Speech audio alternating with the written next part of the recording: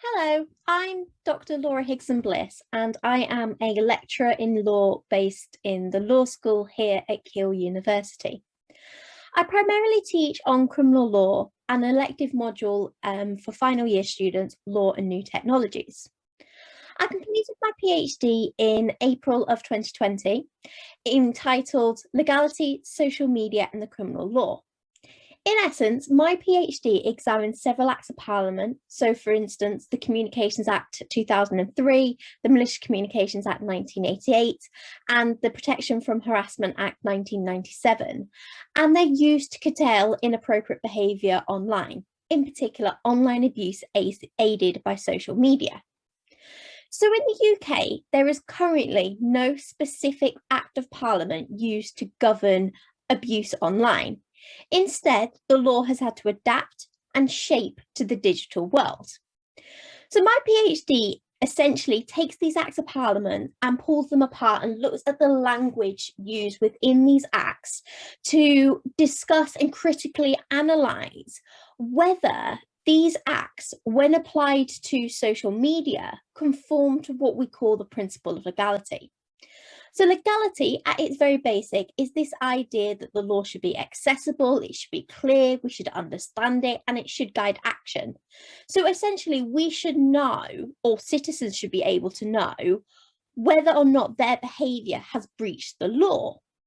And my PhD argues that actually it is not foreseeable that these acts of Parliament would govern inappropriate behaviour online. So to do this, I obviously analyse these particular acts, but I look at cases that have become before the criminal justice system, in which there are inconsistencies with the way in which we treat complaints of online abuse. So there have been cases that have gone before the criminal justice system where the lower courts have found a breach of the Communications Act 2003, section 127(1), for example.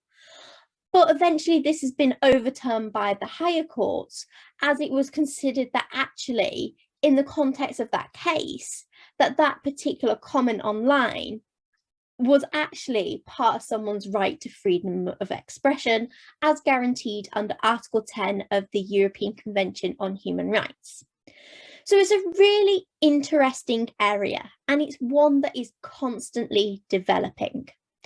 So the Law Commission in recent months have actually decided that they do want to revamp this area of the law, despite in 2013 recommendations by the House of Lords Communications Committee that this area of the law was completely adequate when it came to behaviour aided by social media. So I have actually submitted evidence to the Law Commission looking at their new recommendations to revamp section 127(1) of the Communications Act and the Malicious Communications Act in particular. I've also submitted evidence to the House of Lords for their current inquiry looking at freedom of expression, and also submitted further evidence to Parliament around this idea of revamping what we consider to be hate crime. So my area of law changes all the time, and it's something that I am fascinated with.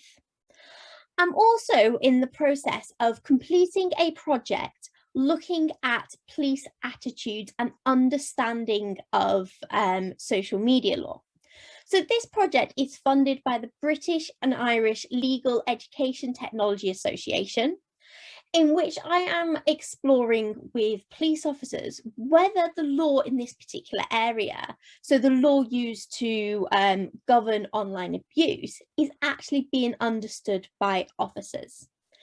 And again, this is a really interesting area, as we do hear a lot, anecdotally more than anything, that the police don't understand the law, that they're not taking online abuse seriously, but there's not actually evidence in this particular area. A lot of these comments come from those who have complained to the police rather than police officers themselves.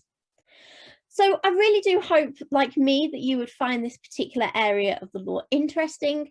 And if you do have any comments or want to discuss this area, please do get in contact with, you can find my details on the webpage. Thank you.